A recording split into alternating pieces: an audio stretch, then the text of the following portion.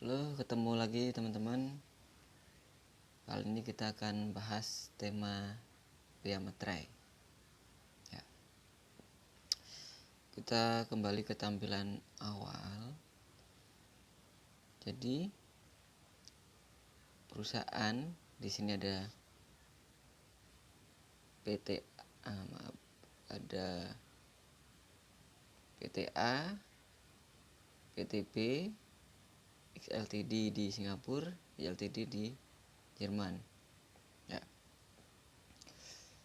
Kita hari ini fokus bea materai, teman-teman.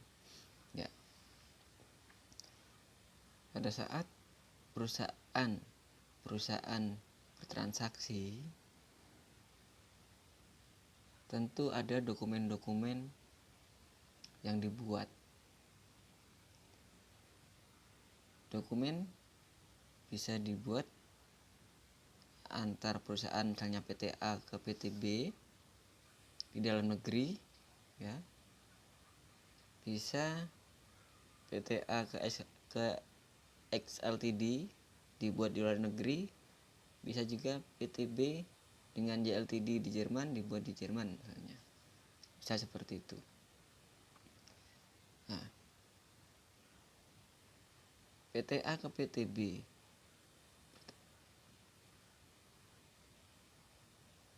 PTA ke PTB bertransaksi, ya kan? Bisa jadi dia menandatangani kontrak perjanjian jual beli selama sekian periode. Nah, itu terutang bea materai atau tidak.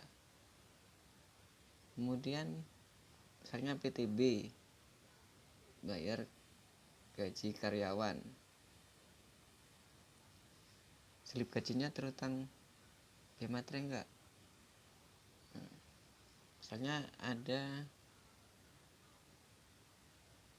calon karyawan, ya. Calon karyawan itu apa nyebutnya, ya? Pelamar kerja. Ngelamar ke PTA, ngelampirin ijazah, terutang bea materai enggak? Terus misalnya PTB ngirim barang, ada dokumen pengiriman barang, terutang bea materai enggak? Ya kan? Dokumen yang dibuat, dokumen perjanjian misalnya XLTD dengan PTA, apapun itu terutang enggak? Misalnya dokumen di sini dibuatnya di XLTD. Nah, kita perlu belajar bea materai untuk memastikan mana-mana yang dikenain materai. Karena apa? Karena bila suatu saat dokumen diperlukan, atau misalnya PTB memerlukan perizinan atau dokumen dengan instansi pemerintah, kalau dokumennya yang seharusnya tidak diberi materai, yang seharusnya diberi materai tetapi tidak dimeterai, maka oleh instansi pemerintah yang menerbitkan perizinan misalnya tidak akan mempertimbangkan dokumen tersebut, harus dimeterai. Walaupun terlihat sepele tapi tidak bisa disepelekan, bikin repot kita nantinya. Oke, kita langsung masuk saja ke materi kita tentang bea materai, ya. Ini dasar hukum bea materai adalah Undang-Undang Nomor 13 Tahun 1985 tentang bea materai. Kemudian ada PP 24 tahun 2000 tentang perubahan tarif materai. Kemudian ada PMK 65 tentang bentuk, ukuran dan warna benda materai. Kemudian ada PMK 70 terkait pematerian kemudian. Kemudian ada Langsung aja kita ke penerapan ya. Kita lebih ke aplikatif penerapan. Teoritisnya teman-teman nanti bisa baca sendiri kalau mau tahu detail teoritisnya, tapi kita lebih ke aplikatifnya seperti apa ya. Kita langsung saja melihat objek dan tarifnya, objek biaya materai dan tarifnya. Objek yang pertama surat perjanjian dan surat lain-lain yang dibuat dengan tujuan untuk digunakan sebagai alat pembuktian mengenai perbuatan, kenyataan, atau keadaan yang bersifat perdata. Perjanjian misalnya PTA tadi dengan PTB, misalnya tadi PTA dengan X Ltd di Singapura, misalnya PTB dengan Y Ltd di Jerman tadi misalnya ya. Itu surat perjanjiannya terutang materai 6.000. Objek yang kedua yaitu akta-akta notaris ya, termasuk salinannya. Jadi kalau teman-teman ada akta notaris kemudian di copy atau bikin salinan, itu aslinya terutang, dokumen yang asli maksudnya ya, dokumen akta notaris yang asli itu terutang materai 6.000, salinannya juga terutang 6.000. Asli dan salinannya atau kopiannya itu juga terutang materai 6.000. Jangan lupa loh, salinannya terutang. Objek yang ketiga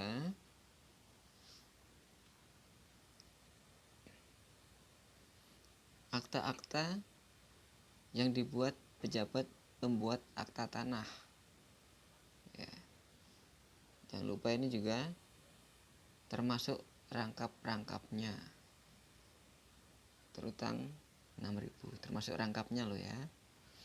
Kalau yang akta tadi, akta notaris termasuk salinannya. Kalau akta yang dibuat oleh pejabat pembuat akta tanah terutang materai dengan tarif 6.000, termasuk rangkap-rangkapnya. Kemudian ada yang berikutnya, objek yang keempat, surat yang memuat jumlah uang seperti kwitansi, billing statement, dan lain-lain. Kalau di bawah 250, 0 sampai 250 yang A ini tidak terutang materai. Nah, kalau di atas 250 sampai dengan nominal 1 juta terutang materai 3.000. Di atas 1 juta terutang materai 6.000. Kemudian objek yang kelima, surat berharga seperti wesel, promise, dan accept itu terutang materai 6.000 ya. Yang berikutnya cek, biliet, dan giro itu terutang 3.000, terutang materai 3.000. Objek yang ketujuh, efek atau kumpulan efek dengan nama dan dalam bentuk apapun. Patokannya 1 juta. Kalau nilainya sampai dengan 1 juta terutang materai 3.000. Kalau nominalnya di atas 1 juta terutang 6.000. Kemudian objek yang ke-8, dokumen yang akan digunakan sebagai alat pembuktian di muka pengadilan. Nah, kalau kita sedang bersidang atau ada persidangan di pengadilan dan kita ingin memberikan dokumen sebagai pembuktian ya teman-teman, dokumen tersebut sebelum dijadikan sebagai alat pembuktian harus dilakukan atau terutang materai 6.000 itu ya. Walaupun sebelumnya mungkin tidak atau bukan objek biaya materai. Tapi kalau dia akan dijadikan sebagai alat pembuktian di muka pengadilan, maka terutang materai 6.000, kasih materai dulu lah 6.000. Ya, clear teman-teman. Jadi ada dua macam materai di sini, 3.000 dan 6.000. Yang ada batas nominal 0 sampai 250 sampai 1 juta, dan di atas 1 juta hanya yang terkait uang dan kwitansi. Itu ya teman-teman. Udah ini. Nah, kemudian kita masuk slide yang berikutnya. Kapan sih saat terutangnya biaya materai? Saat terutang biaya materai ada 3. Yang pertama, dokumen yang dibuat oleh satu pihak, maka terutang materai pada saat dokumen itu diserahkan. Ya. Terutang materai pada saat dokumen itu diserahkan. Termasuk jika pada saat itu dokumen diterima oleh pihak untuk siapa dokumen itu dibuat. Ya. Intinya adalah jika dokumen dibuat oleh satu pihak, terutang materai saat diserahkan.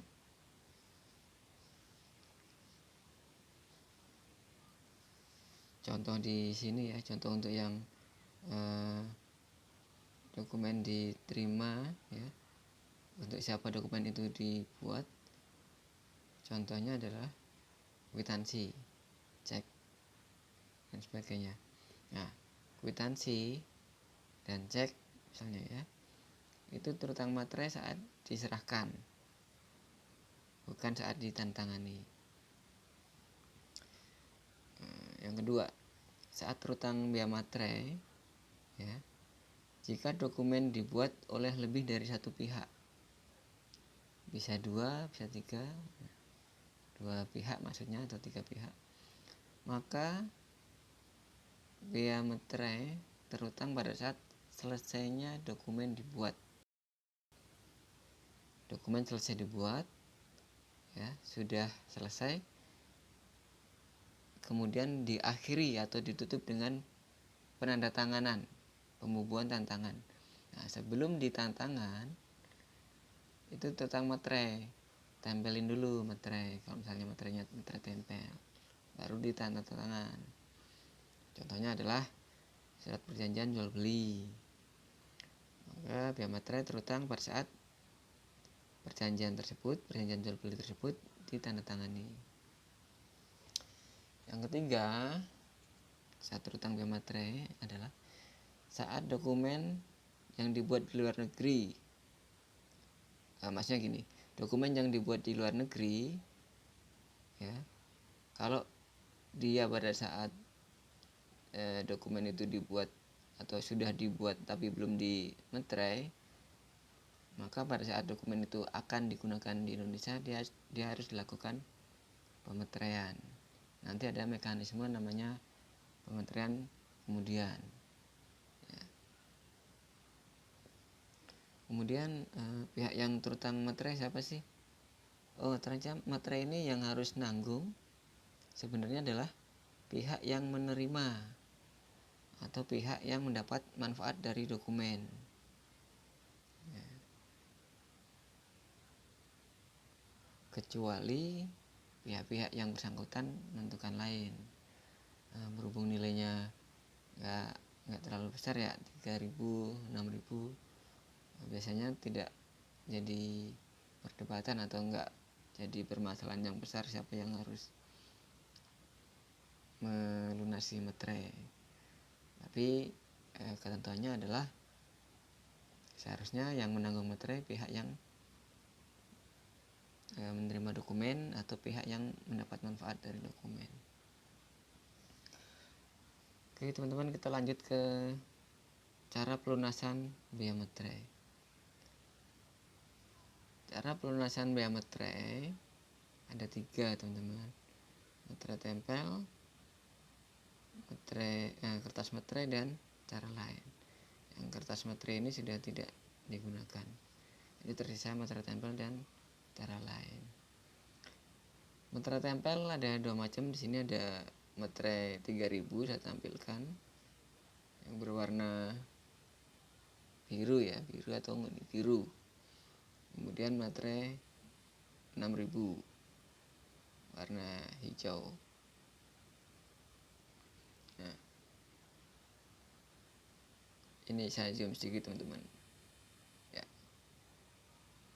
Jadi di materai ini ada tanggal dan tahun ya, perhatikan ada tanggal, ada tahun.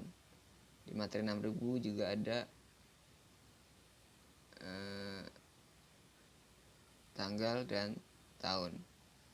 Nah, jadi nanti teman-teman pada saat menggunakan materai tempel,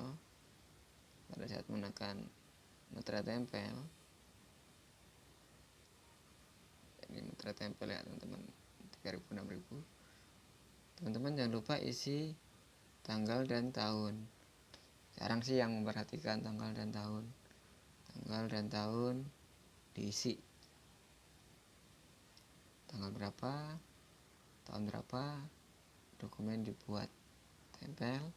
Kemudian pada saat menandatangani materai ini teman-teman, cara menandatanganinya adalah separuh tantangan, atau enggak separuh sih, yang penting tantangan teman-teman mengenai materai dan sisanya mengenai kertas. Misalnya seperti ini nih,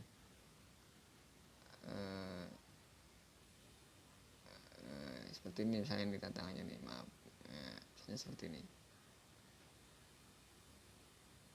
Nah, makanya ada separuh yang mengenai kertas, separuh mengenai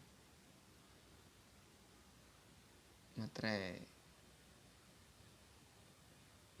Atau gini, gitu misalnya.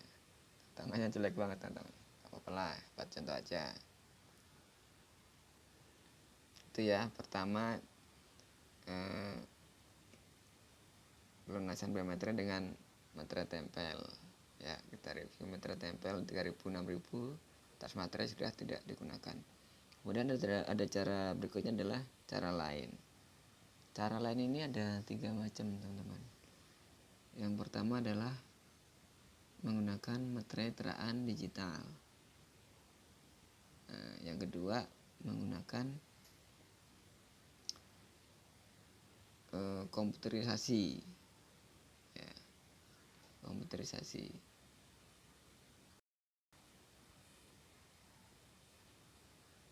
Ya, ini teman-teman, menggunakan mesin teraan. Yang kedua komputerisasi, yang ketiga teknologi percetakan. Nah, kita nanti akan bahas satu-satu cara lain untuk pelunasan materai. Kalau materai tempel 3000 6000, kalau dokumennya cuma sedikit ya nggak masalah. Lem tempel tantangan, lem tempel tantangan ya. Tapi kalau perusahaannya skalanya sudah mulai besar dan dokumen yang dibuat sudah mulai banyak, ini akan merepotkan kita sendiri, tidak efektif dan efisien ya. Makanya kita bisa menggunakan cara lain, bisa melalui teknologi percetakan, melalui komputerisasi, atau melalui materai teraan digital. Kita bahas satu-satu ya. Teknologi percetakan. Teknologi percetakan ini hanya diperkenankan untuk dokumen berupa cek dan bilet giro ya. biliet giro, dan efek. Nah, ini gambar apa sih teman-teman? Kita zoom ya. Nah, teman-teman yang penasaran ini apa sih? Oh, yang warna coklat ini cek. Nah, itu cek. Yang warna hijau muda ini apa? Oh, biliet giro. Itu ya. Terus di mana teknologi percetakannya? Ini loh, teknologi percetakannya tuh yang ini, gambar ini.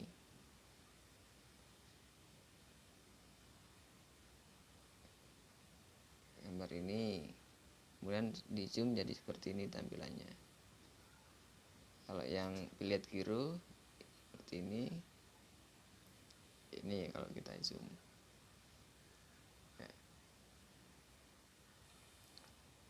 Kebayang ya teman-teman ya. Ini loh teknologi percetakan.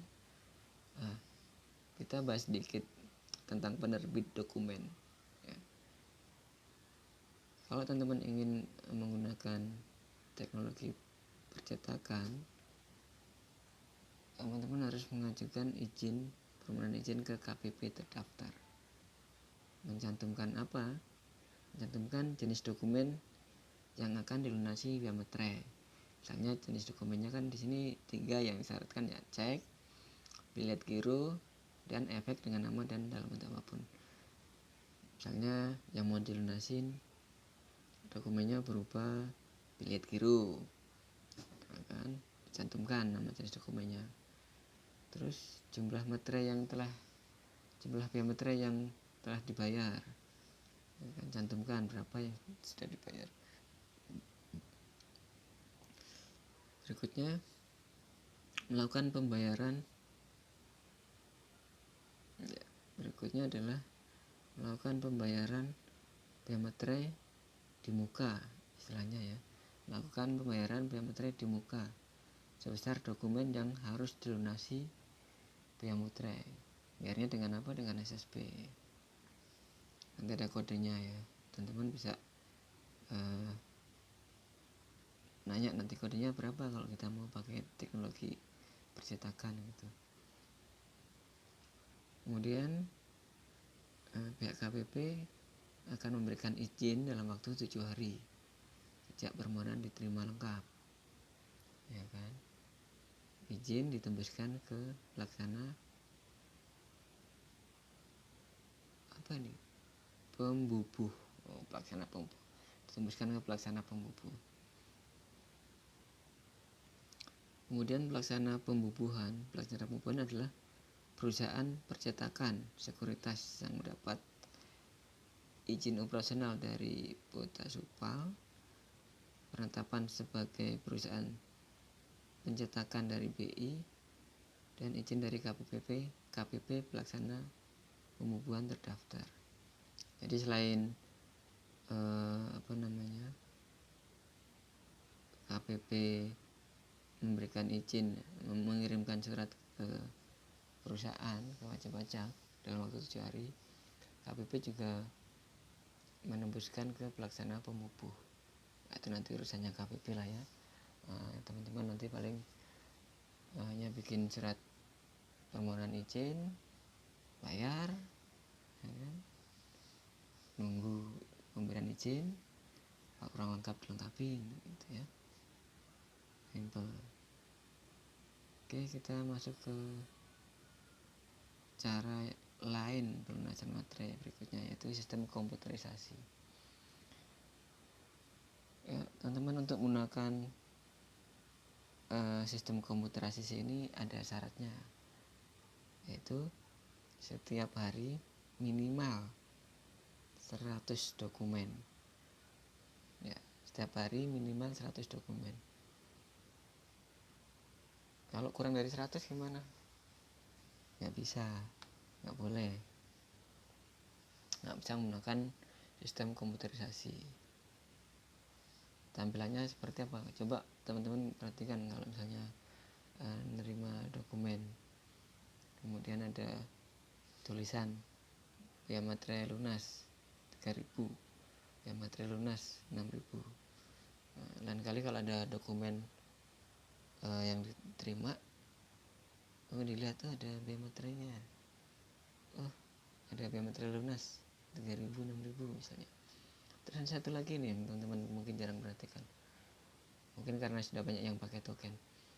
Untuk tagihan listrik ya, tagihan listrik itu sebenarnya terutang materai ya, tergantung tagihannya berapa.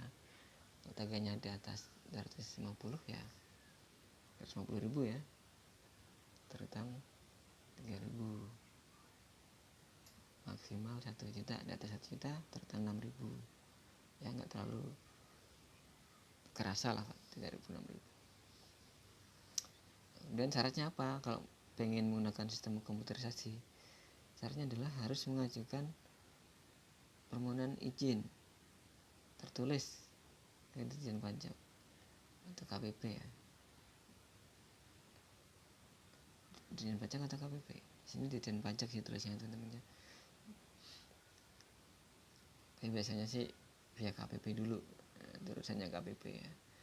Cantumkan jenis dokumen, perkiraan jumlah rata-rata dokumen yang akan dilunasi setiap hari, saldo bulan lalu, ya kan? Kemudian harus melakukan pembayaran, ya kan? Minimal sebesar perkiraan jumlah yang harus dilunasi sebulan. Berarti sebulan itu 100 dokumen. Kalau dokumennya 6.000, ya kan? Misalnya ini 6.000 kali 100 dokumen ya cuma 600.000 gitu ya. Kemudian cara lain yang berikutnya adalah menggunakan materai digital. Nah, untuk menggunakan mesin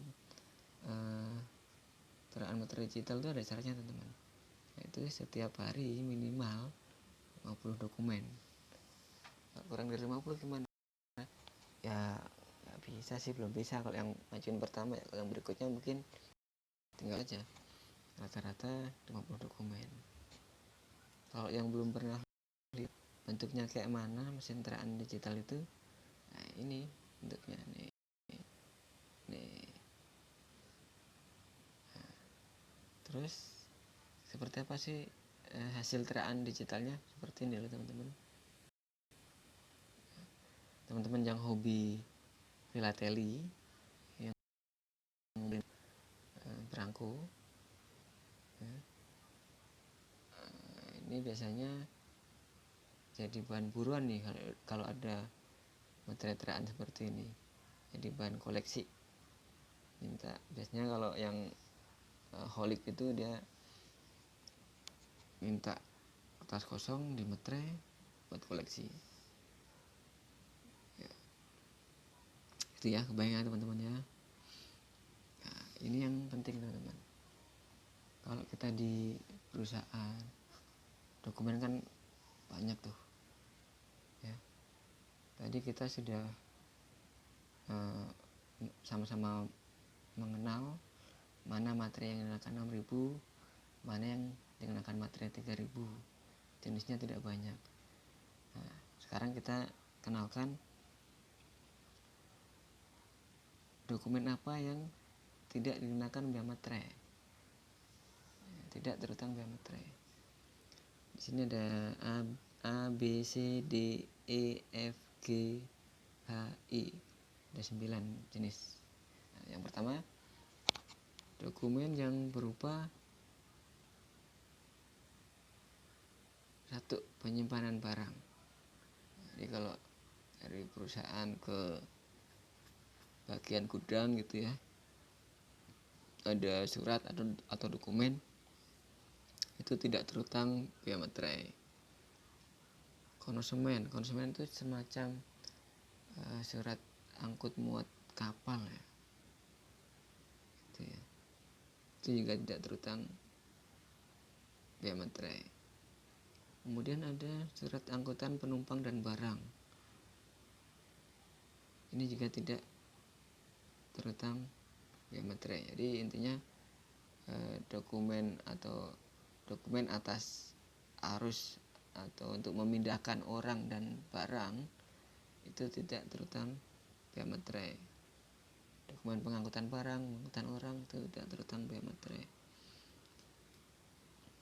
Poin keempat, keterangan pemindahan yang dituliskan di atas dokumen sebagaimana angka 1, 2, 3 ini juga tidak, masih satu paket. Kemudian yang kelima, bukti untuk pengiriman dan penerimaan barang. Kita bukti kirim barang nih sama bukti menerima barang, itu tidak terutang bea materai. Yang poin 6, surat pengiriman barang untuk dijual atas tanggungan pengirim.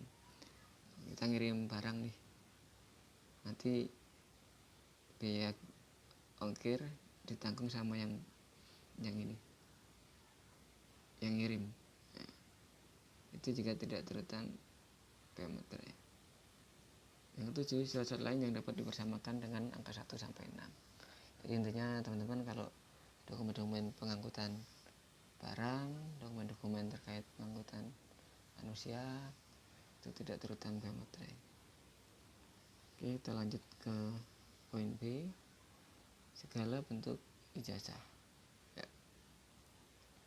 Nah, tadi kita contohkan kalau ada pelamar kerja misalnya, mau melamar di pabrik atau di perusahaan, melampirkan ijazah itu tidak terutang bea materai.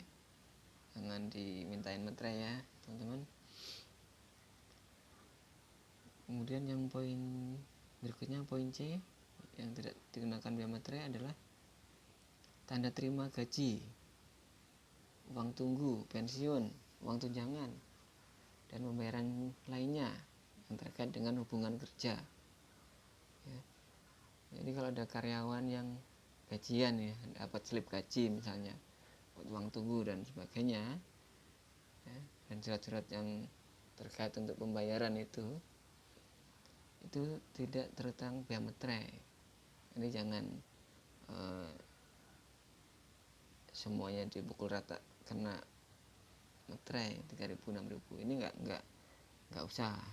Dan terima gaji, uang tunggu itu buat perusahaan ke karyawan tidak usah di materai, tidak dikenakan bea materai. Ya, sudah, ini sudah. Kemudian yang poin D, tanda bukti penerimaan uang negara dari kas negara, kas pemerintah daerah, dan bank. Ya. Jadi kalau teman-teman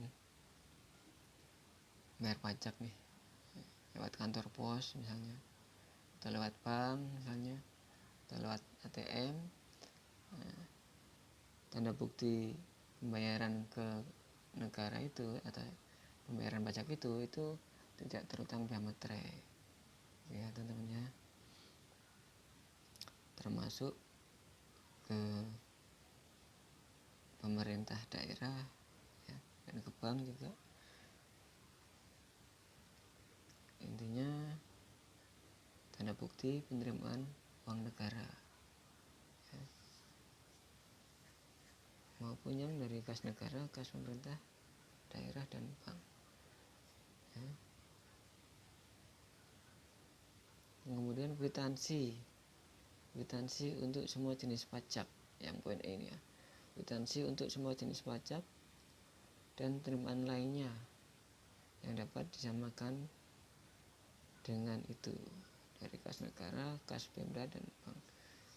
Ya, itulah pokoknya kalau terkait pajak, tanda bukti penerimaan uang berapapun nominalnya, mau 250, mau di bawah 1 juta, mau di atas 1 juta, itu tidak terutang bea materai. Termasuk juga kwitansi kalau terkait penerimaan negara, terkait kwitansi semua jenis pajak misalnya, itu tidak terutang bea materai ya. Kemudian poin F berikutnya, tanda penerimaan uang yang dibuat untuk keperluan intern organisasi. Misalnya di perusahaan ya, sama-sama perusahaan yang sama, satu gedung, satu lantai, ada pembayaran untuk keperluan internal, misalnya dari bagian keuangan menyerahkan uang ke bagian sales misalnya untuk operasional, nah itu tidak terutang biaya materai. Kemudian yang G, dokumen yang menyebutkan tabungan pembayaran uang tabungan pada penabung oleh bank, koperasi, dan badan-badan lainnya yang bergerak di bidang tertentu. Ya, kalau di bank misalnya ada buku tabungan misalnya, rekening koran, nah itu tidak terutang biaya materai. Berikutnya surat gadai yang diberikan oleh perusahaan gadaian, itu juga tidak terutang biaya materai. Jadi kalau teman-teman dapat dokumen surat gadai tidak perlu dimaterai. Yang poin I yang terakhir, tanda pembagian keuntungan atau bunga dari efek dengan nama dan dalam bentuk apapun. Jadi kalau tanda pembagian keuntungan, teman-teman dapat bukti pembagian keuntungan, tidak perlu diberikan materai. Oke teman-teman, saya cukup memberikan gambaran real ya teman-teman. Dari awal kita review sedikit PTA, PTB, XLTD, LTD saling transaksi, tentu ada dokumen itu terutang biaya materai atau tidak. Nanti teman-teman bisa mulai memilah mana yang terutang biaya materai 3.000, mana yang terutang materai 6.000, mana yang tidak terutang materai. Cara pelunasan materai, ada materai tempel, ada cara lain. Materai tempel 3.000, materai tempel 6.000.